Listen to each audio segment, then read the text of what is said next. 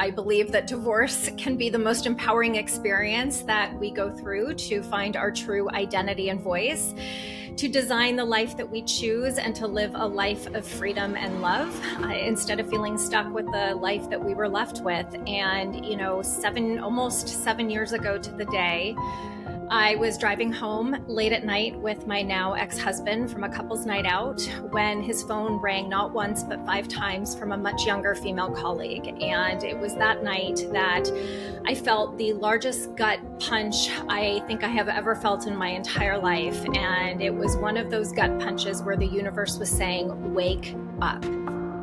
Welcome to Soul Sisters Get Real, the show that goes deep in who we really are and why we are really here.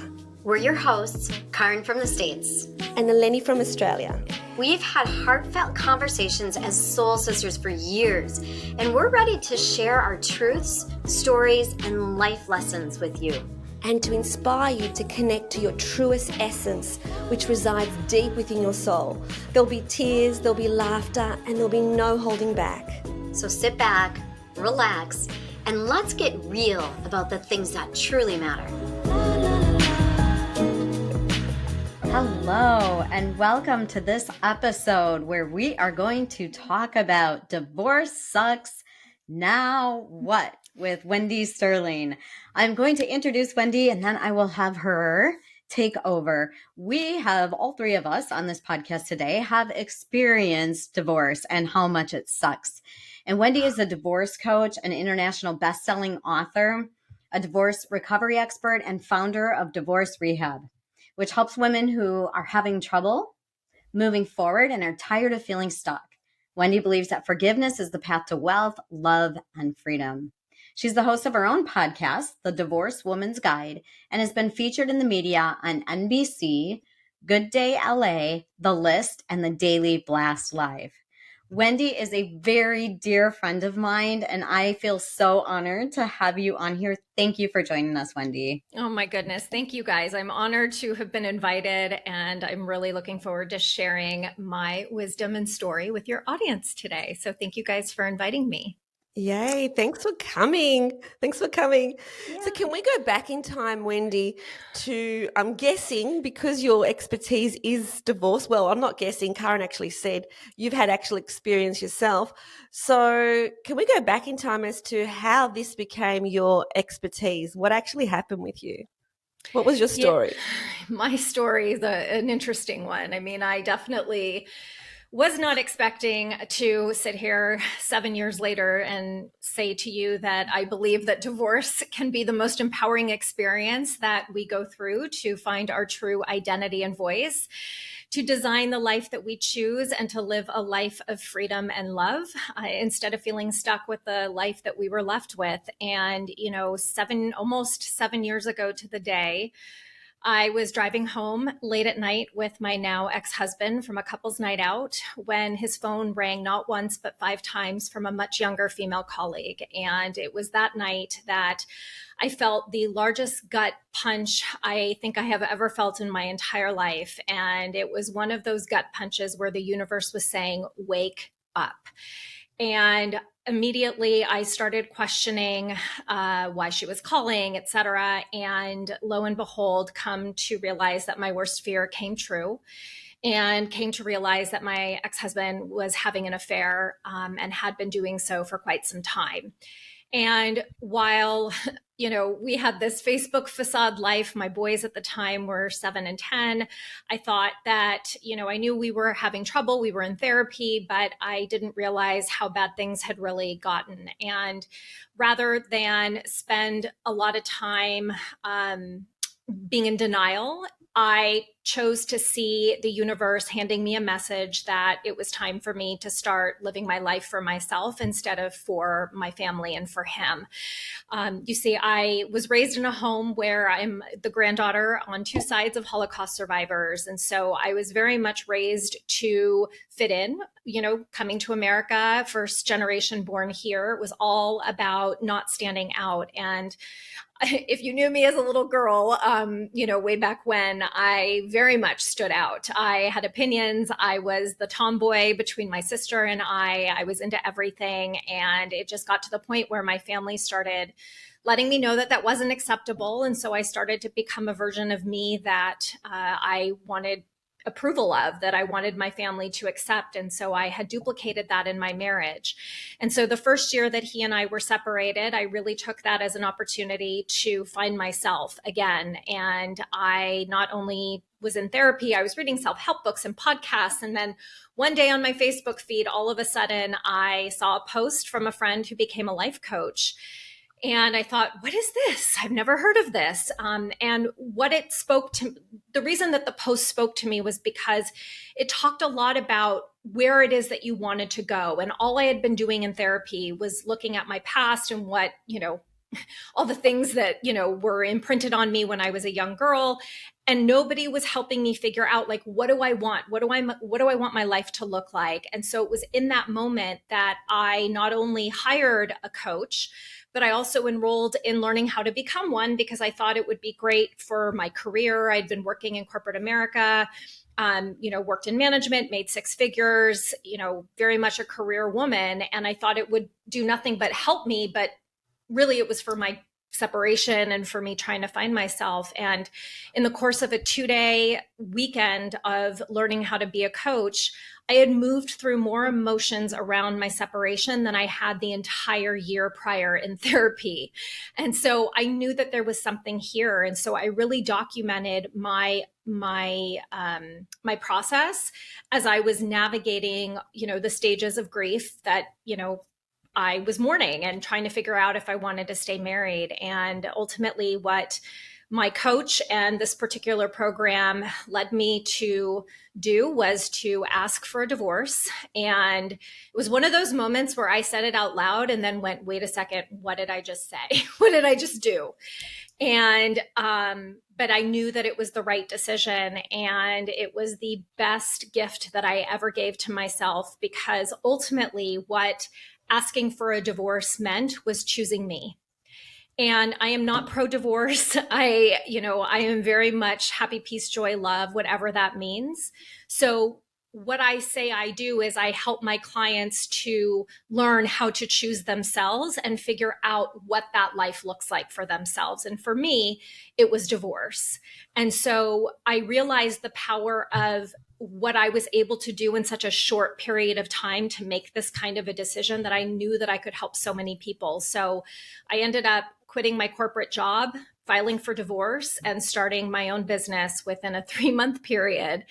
And here we are, 6 years later, thriving 6-figure business. I've, got a book. I have programs. I, one-on-one, I lead retreats. I've been featured in the media. I have a podcast. Like, it has just been the most incredible journey. And ultimately what my mission is really to show other people what's possible and to shift that paradigm, to shift the conversation around divorce, to show that it really is something that is empowering and really can be a catalyst for just choosing yourself and living the life that you want to live, instead of, asking permission or needing approval. Yeah. And Wendy, I want to interject here just for a moment about our journey and how we met, which is so crazy. Yes. And we've both been on a spiritual journey since then, Yes. which is also interesting as we're kind of on this parallel track. But Wendy and I met in California at our emotional intelligence leadership course. And we were there it was a 4-month course, and we would go back to California every month for 4 times. And the third time that we were there in this course, we were placed with a buddy. Now, we didn't choose that buddy. I think it happened to be the person in a U shape that was across the room from you. And I was placed with Wendy. And we didn't know each other too well, but we knew a bit about each other because we had been to this course for a while.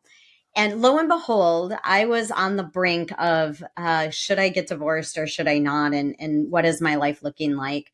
And this was prior to Josh passing away. And Wendy and I were placed together as buddies, and we instantly fell in love as friends. And then we had an exercise where we crossed the line when we're ready to step into a new life, to get rid of something and to commit to ourselves. And Wendy happened to be standing on the other side of this line. And I stood there because I knew that there was more for me in my life. I knew that what I knew was, I knew God had a really big vision for me, but I didn't know that was what it was. And I knew that in the situation I was in, I was never going to be reaching it, because you can only get as far as your crap on top, right? So I stood on the other side of the line with Wendy on the one side, never ever expecting to get divorced in my life, stamping my feet and saying, I know what this one thing is, and I don't want to do it. I don't want to do it. I can't do it. Don't make me do it. I remember saying, this is not okay. I'm not supposed to get divorced. I can't do this. I made a promise. I'm scared for, I don't know what it was, Wendy, a good half an hour maybe. Yeah, And Wendy it was a just good stood amount there. of time. Yeah. And Wendy just stood there, and we weren't to touch or anything, but Wendy just stood there and said, when you're ready, I'm here for you. And about a half an hour after extreme emotional grief, because I knew that's what I was supposed to do, but I was scared to freaking death, I fell into Wendy's arms, and I remember just collapsing and saying, will you hold me? Can you help me? And that is how we started our relationship. And ever since then, we've been really close, amazing friends. And Wendy is so good at what she does. Wow. Aw, Isn't thank you. that incredible that the universe, and I remember you telling me this story, Caryn, too, like, isn't it incredible that the universe puts you next to the person that is most able to hold the space for you in that moment when you're making that decision, because she sees you, she hears you, she knows you, and this is her work on the planet. How incredible that you two were placed with each other. I just love that part. I love what the universe does. But before we go on, Wendy, in just terms of your story, I just want to just get back into your story a little bit in terms of, you said that you had decided that you wanted to divorce. Now, for people who are going through that period as we speak, as they're listening to this podcast, how did you know that this was the right decision for you? Did you still love your husband? Like, is he someone that you still wanted to be with? So it's interesting because I said it was very out of body. I actually we had agreed that we were going to come to a decision in our couples therapist office, and so I was going to walk in. I mean, I had this whole plan. If I'm a doer, I'm a planner, I'm a controlling analyzer. That is who I am. And so I walked in and I was so prepared and so in my ego that there was no way this man was going to let me go. Like, he has seen how I've changed. I'm the mother of his children. There's no way. So I walked in literally being like, he's totally going to pick me, right? This is my mindset. Okay. He's going to pick me. And it wasn't him. I wanted my family. And so, and I'll tell you, that's not anything anyone should pick, because I still have my family, right? But at the time, I was like, he's going to pick me. I want my family back together. I will do anything to save my marriage, like anything, right? And he's going to see this new me because I'm amazing. And I am amazing. The problem was we got into the room and he went, I don't know. I still don't know what I want. Mind you, it had been 1 year that we were separated, 9 months not living together. And I literally in that moment looked at him, and I kid you not, it was like a spirit flew into my body and spoke for me. And literally I looked at him and I said, I am so tired of waiting for you to see me. I'm done. I want a divorce. I pick me. I looked at my couples therapist and I said, can I please leave the room? And she said, sure.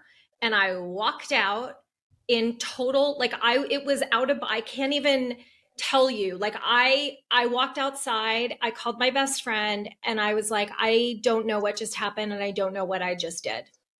And I remember looking at my reflection in my car mirror, right? The little thing that comes down and your mirror is there. I remember looking at myself in the mirror and I just looked at myself and I'm like, what did you just do? What did you just do? And I was bawling uncontrollably. And yet I knew in my heart that this was the right choice and that this is what was going to be best for me. And what I came to learn over time is that he just, you know, do I love, you asked, did I still love him? Yes. Was I in love with him? No. And it took me time to understand the difference. And it took me learning how to love myself to understand that I didn't love him in that way. I love him to this day. He's the father of my children. I will love him forever. And ironically, we are super close friends and really probably better friends now than we were the last couple of years of our marriage. And I love him. I worry. I still worry about him, you know, and I think that that's just a normal thing. We were together for 23 years. Like we grew up together, you know, from 18 until we were 41. And so, you know, spending that much time together, we really, you know, got to know each other very, very well. And, you know, I still to this day, you know, I'll say to him every now and then, like, you know, I know you better than you know yourself. Like, I know him so well. He's a good person. He just, you know, he's got a very limited toolkit, I say, and he does his best with what he has. And I can stand here and say that, you know, I know he knows he messed up, and I know that he realizes that he went about this the wrong way. And we've talked about it, but, you know, again, like I think that you bring up a really good point, because I think what a lot of people don't know the difference of is, are you in love with them, or do you love them? You know, and there's a very, very big difference. And I didn't understand it until I got out of my marriage. And so how would you, I've got my definition about what the difference is, because that is, you know, for someone who's going through that, you actually get into that space of, do I love him or am I in love with him? How would you define it, Wendy? So, well, this is my experience, right? With him, we met when we were so young. And so my love for him was very different. It was much more head driven than heart driven. So he fit the mold on paper. He was my best friend. I loved hanging out with him. I cared about him deeply.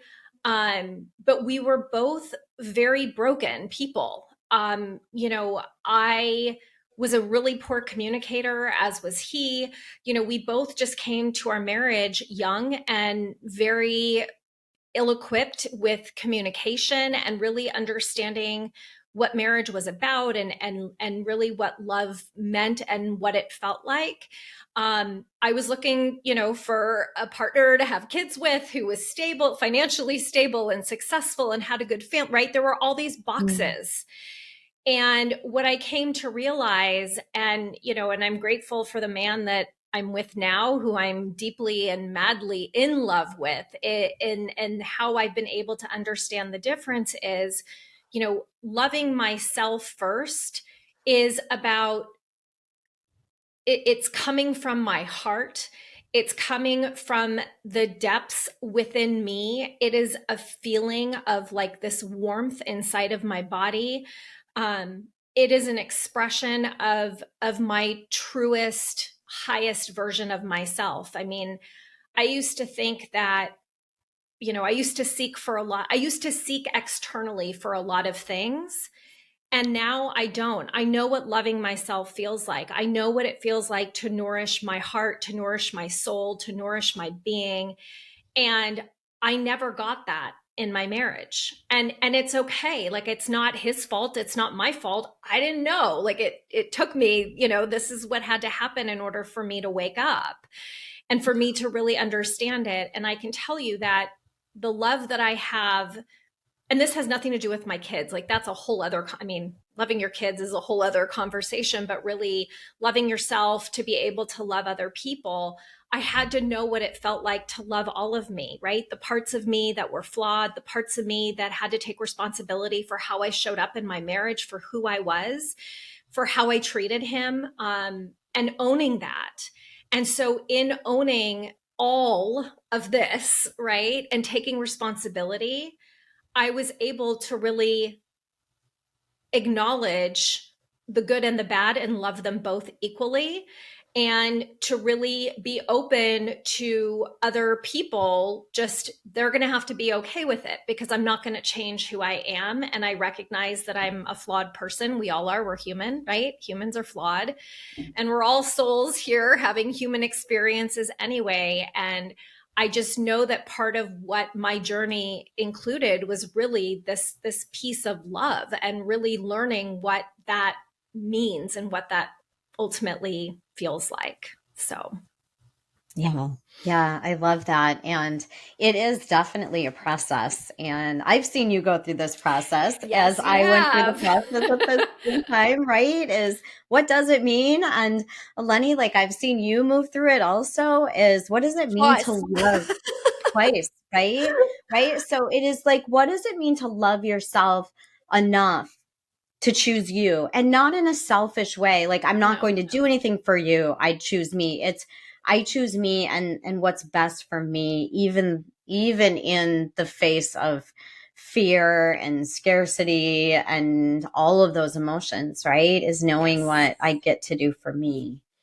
Yeah, and that was hard. I mean, I think as moms, I never took time out for myself. I waited for my husband to be like, "Go do something, have a day." And I never was asked to, that I was never told to go have a day. And and I think that especially when you're going through a divorce, you have so much guilt as it is. And one of the adjustments that I really had to make was to understand that self-care and self-love were things that I had to ask for. And it wasn't until I started embarking on those experiences that I was the best version of myself. Like, when I'm able to love on myself and to see that as it's selfless. You've got to nourish yourself. You've got to take care of yourself, right? It's that oxygen mask on an airplane analogy. And it's I use it all the time because it's the God honest truth. Like, if you don't put that oxygen mask on first, how are you going to be of any use to your loved ones? And it took me a while to understand that, because I was in a place where I was running depleted all the time.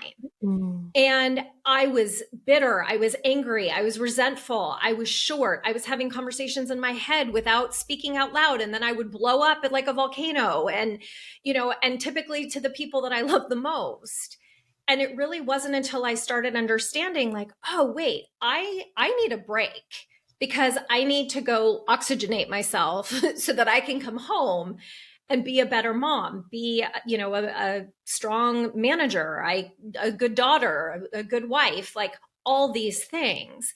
And another part of that I also want to say is that I had different identities. And I don't know if you guys can relate to this or not, but I had an identity at work. I had an identity in my marriage. I had an identity as a mom. I had my identity as a daughter, a sister, a friend. And so it was like, I felt like I was so tired, because I'm like putting on all these hats every day, every second, every hour. And what my divorce taught me was, it's not about having these different identities. It's just being me and showing up as me, no matter where I am. And so that was a huge awakening for me. And a lot of it was because, like, okay, who am I expected to be at work? Who am I expected to be in my marriage? Who am I expected, like, what do I want the world to think I'm like as a mom? What do I want my parents to think, I am as a daughter? Right. And so I think that that's a big element that a lot of people fall into, is really this, and social media does it to us. Oh, Right. totally, totally. So, it's like anytime I see these like perfect pictures of family, I am like, bull, you know what, right? It's BS, because it's one moment in time. I'll tell you, I bribed my children to smile for pictures on Facebook. My life was crumbling and I was still posting, happy family, look at us, right? I call it the Facebook facade. But social media puts so much pressure on us, because it's like all of our lives now have the opportunity, right, to be broadcast. It's an easier way to communicate with people, right? But ultimately what it's doing is it's falsifying what's really going on behind closed doors. Yeah. And so And I think that now we are being asked to more than ever is to appear honestly as to who we really are. This is what we're asked to right now in terms of where humanity is on the planet. It's like stop with the facade, like you said, the Facebook facade, and show up as who you really are. So that's the question that I want to ask you, Wendy, is you said, I had all these identities and then I had to stop and show up as to who I really was. How did you do that? How did you step into who you really were? Right. Can I speak into that for a moment? That is about, I know, Wendy, you're going to say this because I know you so well, right? We're going to talk about authenticity. Yes. And so very interesting because as we were going through our course, I remember one of our main values were being authentic. And to be honest, I was in my 40s and I remember thinking, what does it really mean to be authentic, right? Where the outside, the way of being matches your inside truth. And yeah, I'd love for you to speak into it a little bit more. But I was thinking that as you were speaking, like that's about being authentic in any situation, right? Absolutely. And, Caryn will know, like, we had to come up with a contract in our leadership program. And my contract is that I am a bold, powerful, and authentic leader. And so I had to learn, like, what does authentically being Wendy mean? What does that look like? And it's really important, not just to me, but in the work that I do with my clients. And so it really is the first step of what I teach. It is the first thing that I did that was this like massive light bulb that went on for me. And it was understanding and learning what my values were. So my values being my northern guiding compass, right? It's the rules, the guidelines, the just what it is that makes my heart tick. And knowing what your values are, not what people expect them to be, or caving and just agreeing with other people's, but really ultimately knowing what is important to you. And I do a very long, deep process of digging for my clients' values, because a lot of times, we think it's this, but it's actually like 10 layers underneath that. And so, it's a process that I go through with my clients on our first call, actually. And it's about really understanding what it is that is going to guide you in not just your being, but also your doing in your life, right? So when I first did this exercise, what I used to call my value of honesty is now what I call actually integrity. So, honesty, respect, and connection were my top three values. And so what I learn to do and what I teach is, how is it that you get to honor your values every minute of every day of your life? Because anytime you feel dissonance within yourself, it's typically because you're not in alignment with one of your values. And so when you learn what your values are, you then, and again, this is part of what I had to do and what I attract clients like me, right? So once you know what your values are, then you have to learn, okay, so how do I communicate with other people when I am out of alignment with my values, but communicate in a way that I'm being heard instead of feeling ignored? And I never knew how to do that. Like, I would feel dissonance. I would feel that, like, oh, this doesn't feel right. This doesn't feel good. And I would keep it in me because I didn't have the language. And then I would, like, it would just be like anger spewing like a dragon, right?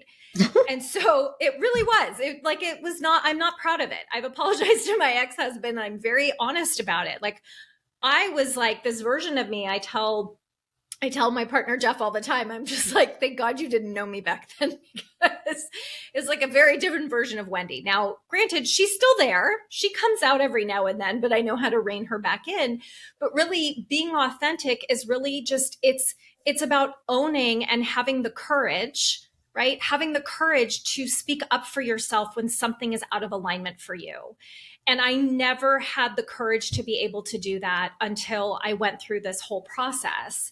And so it is, I have a whole 5-step process on, it's my rehab program, and it starts with your values and it ends with learning the art of forgiveness, because between that, start and the finish, it's learning about your boundaries and those inner critics and fear and self-love and self-care, self-esteem and, confidence and self-compassion and grace and gratitude and mindfulness. And, there's all these things. I didn't have any of this in my toolkit. And what I love is that it's actually not as hard as we think it is once you know how to take the right steps in the right order to live your most authentic life. And it's possible for if I can do this, anybody can do this. I mean, it really is the truth. Yeah, and I just have a story to tell because I think it's so funny. One of the first sessions that we had when we were in our transformational course, I remember because as you were speaking, you were saying things like, I didn't stand up for myself and being authentic and, just being conforming, right? And we had an exercise where we got to say each other's names, and most people did not know Wendy's name. And I remember saying, Wendy standing up, and 75 of us, and she said, by the way, I am bold effing Wendy. And that was the day you stepped into, I'm tired of not being seen. Yes. Yeah. That is everyone's favorite story. And one so that will follow me forever. And, and it's true. I mean, in this program that Caryn and I did, I mean, God, talk about eye-opening. Someone called me a wallflower. And I mean, I still to this day feel what that felt like. Not because I still feel that I'm that way, but it was so impactful because we don't realize other people's experiences of us. And I thought I was showing up one way and it was being perceived totally different. And it is so eye-opening when a mirror is being held up for you, right? This is why it's so important to have somebody helping you to do this work, because we are not good accountability partners for ourselves, right? I've never been called a wallflower in my life. And I have to tell you, I am so glad that I was called out, because my life has forever been changed since that day. Yeah. Forever. Yeah. And, it's part of why I show up boldly. It's part of why I call myself a tough, loving mentor, because I'm going to say what it is that everyone else is terrified to vocalize. Because if you don't know what people are experiencing of you, you're going to keep attracting or detracting the same people in your life. And that doesn't help anybody. Right. Yeah. So if we go back, Wendy, to people who are actually going through divorce and at this moment, they're in that state of should I, shouldn't I don't know, I'm confused, fear, I'm not going to see the kids and what will happen to them and how will they survive this, and I'm going to put them through trauma if we divorce. What are your words of guidance for them? So a couple of things. First and foremost, and I actually was having a conversation about this even just a couple of days ago. Kids thrive in homes that are full of love and peace and joy and happiness and security and safety. Kids do not thrive in homes where there is fighting, where there is tension, where there is dissonance. You may think that you are hiding it, and I will tell you, you are not. Our children are very, very smart creatures. They are smarter than we are. And your kids are feeling whatever it is that is happening. So the first thing that I always say is that your kids are going to be fine. Okay? Sure, they may need some therapy. They may need support. Who doesn't in this world? It's a good thing, right? Having extra support is never a bad thing, right? And so what the perspective that I come from is, it's not about deciding whether you want the marriage or to be single. What I care about is based on everything that you have been through in your life. Okay. You're where you are today. Great. Don't care about your past. I care about who you are right now in this moment and what it is that you want to create for yourself. What does that life look like and feel like? Not who's with you. What do you want your life to look like? Right. And I do it across all these about 8 to 10 different areas of your life. What do you want it to look like? What do you want it to feel like? And then what are the steps that we get to take for you to live the vision, have that future be the vision, right? If you don't know what your future vision looks like, then how is it that you're showing up today? Because when you show up knowing that that's where you are going to wind up anyway, you're making better choices for yourself. And that's when I say you choose you, it's that you then create the vision, you become that version of yourself, you make decisions and choices based on that, and then let's see where your spouse is at the time, right? And let's see, do they fit into this vision? Do they fit into the life that you want, that you are creating? I have clients that have gone back to their marriages, two in fact, at the exact, like, right parallel with each other. And then I have a handful that are like, see you later, I'm out. Like, don't want to be with this person anymore. Kids are involved in both cases. Yeah. And it's not about your kids. This is about you, because your kids play off of you. If you're not happy, your kids are not going to be happy. And I will tell you, like, my ex-husband, I mean, Caryn knows my lovely, separation, the divorce. My ex-husband is remarried and has a 3.5-year-old daughter with his new wife. My kids have watched me. They've, watched me through. I'm now in my second most serious relationship, but I found my man and I'm done. Like, this is it for me. And my kids will tell you every day that they see how much happier their dad and I are not being together. And they find the coolness of having two homes. Like, they think it's cool that they've got a room, they've got stuff here and they've got stuff at their dad's. Yeah. Mine had double birthday parties as well. They have the double presents. They have, because it's like, well, they've got their dad and his wife and all of her family giving them gifts, right? And then they've got me and my boy, my partner Jeff and his family, right? So, like, there's a higher perspective to this, Wendy, which I now look at, which I never used to. So when I went through my first breakup, my little boy, I was like devastated that I did this to him. That even though he had two homes and two parties, it was hard for him. Like, he was 4 years old and he was devastated, and it was really hard being in a step family. And sure. But the way that I see it now, because I don't think it was ideal, the way that I see it now is that from a higher perspective, from a spiritual perspective, his soul chose that path. Yes. So his soul chose me as his mother, his dad as his father. His soul knew that at some point he was going to be the only child in the whole school whose parents had separated. He was going to be the only one in the family where his parents had separated. It was part of this journey, like the challenges that his soul chose to experience.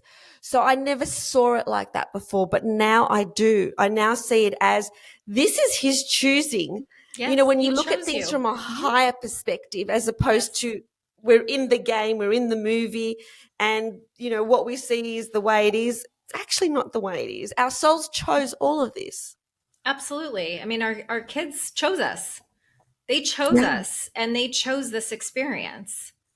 And I will tell you, just to kind of add one other or two more points onto what you just said too, is that so many people will say, like, and I know people that have done this who think that, oh, I'll just stay until the kids are out of the house and then I'll leave.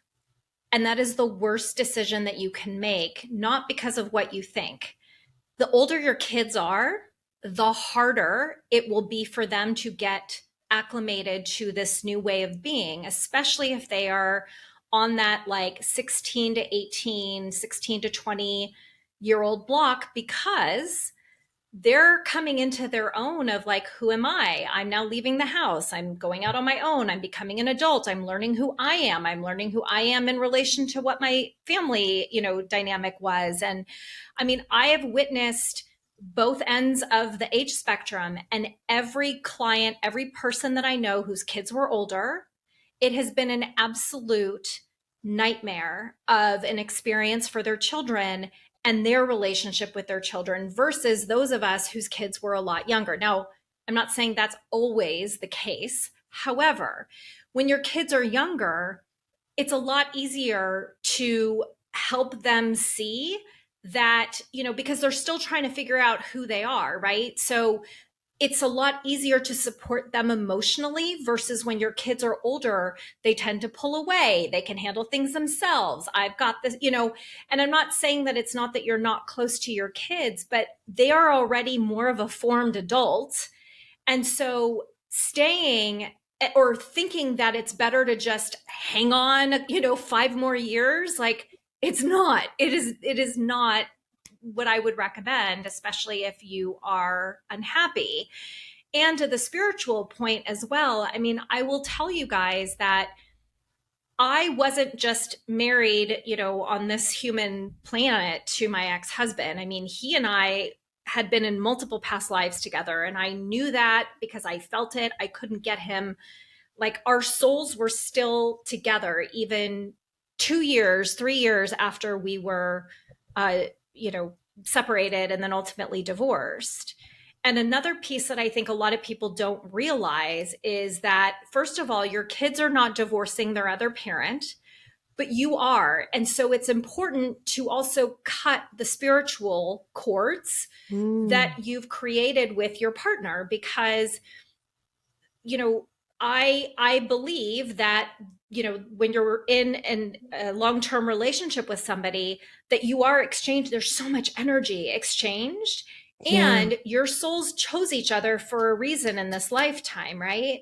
And so part of what my journey that I didn't say that was also really valuable and important was also figuring out a spiritual methodology that would cut my final cord to this man, because I could physically feel him on me. I could feel when he was lying to me. I could feel when he was doing something. Like, I could feel it.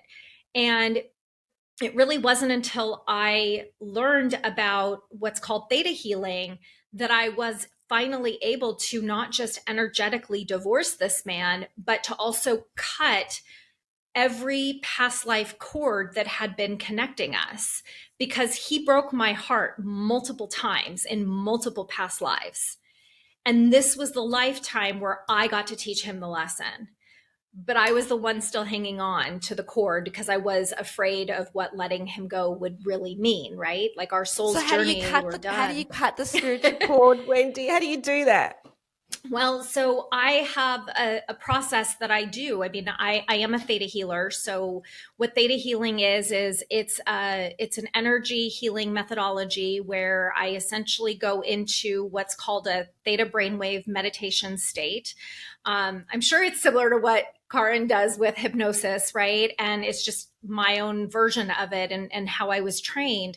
But essentially, I've always been intuitive. I have been intuitive since I was a little girl. My mom told me I had imaginary friends. They were my angels, to be honest, and came to realize that later in life. But nonetheless, my intuition, along with my ability to get myself up and into this theta state, enabled me to communicate with who we call creator, and to command that creator either, cut cords, return energy, return fragments to one another, download beliefs, download feelings. I command and I witness, and I communicate what it is that I am experiencing, what I'm seeing, what I'm hearing, what I'm feeling.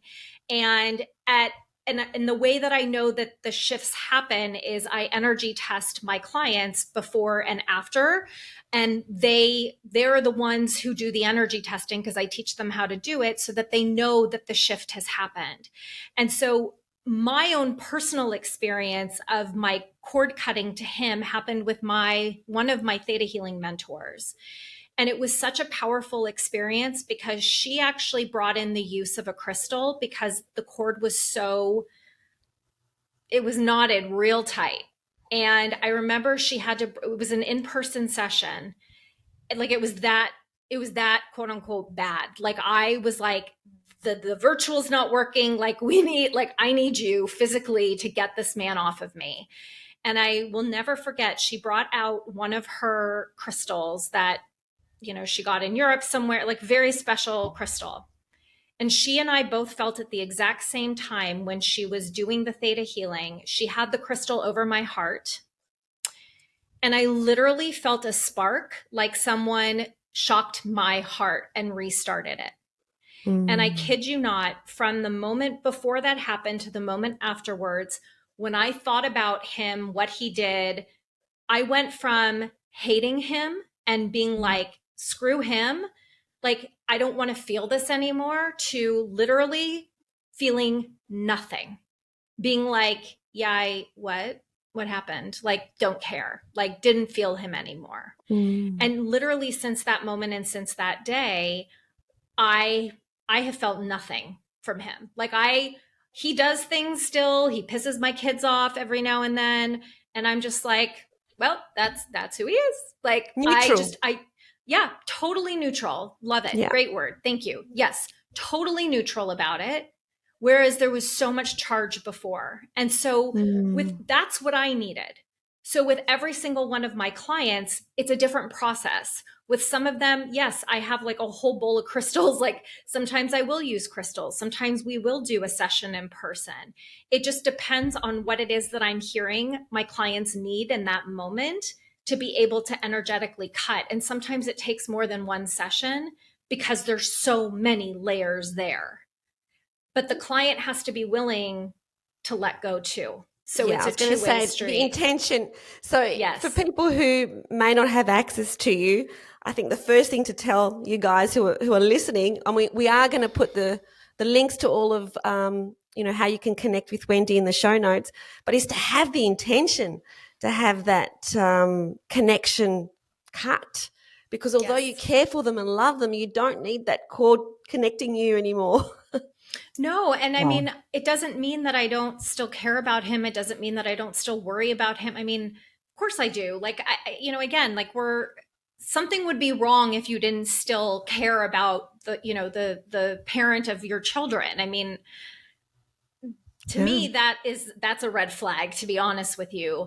But there's, what I don't think a lot of people talk about, especially when it comes to divorce, and why I'm so passionate about it, is that it's not just about changing your mindset. It is about there's so much inner soul spiritual work that also has to be done that a lot of people don't do. And it's why so many people will say, why am I still in this place? Like, why do I still feel this? Like, what is wrong with me? I have this and I have that and da da. And it's like, but I can't, like, why can't I move on? And I'm always like, well, it's probably because spiritually you haven't let go. And there's healing that gets to be done on a spiritual level that until you work with somebody who's able to clear all of those layers for you, you're going to stay where you are. And part of that is like, it's almost like the spiritual work has to be done in order for the mindset work to take effect. And a lot of times people do one or the other and they don't do both. And that's why I love what I get to do. And I love my clients because they move that much faster. The acceleration happens because they learn how to shift their vibration and how to shift their frequency to be able to be open to the mindset shifts that much more quickly. Yes. And back to what what this episode is about is divorce sucks, now what? Now we know. And if you could show us your book, you wrote the book. I did. Divorce sucks, now what? And so, thank you for sharing all of that with us, Wendy. You're welcome. Yeah. So we've got one final question, Wendy, that we ask all our guests.